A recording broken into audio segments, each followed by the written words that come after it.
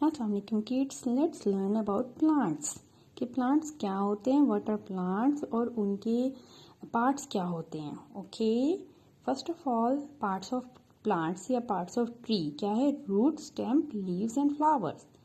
Root, stem, leaves and flowers या fruit. Okay, root are like straw that drink water and nutrition from the soil. ठीक है, roots water लेती हैं soil से। Stem are like big straw, जो water जो soil से लिया जाता है वो पूरे प्लांट्स को देते हैं। ठीक है, it's help plant to stand straight. Leaves are flat green parts of plant. ठीक है, जो कि सनलाइट लेते हैं और फूड बनाते हैं। दे आर लाइक प्लांट्स का किचन।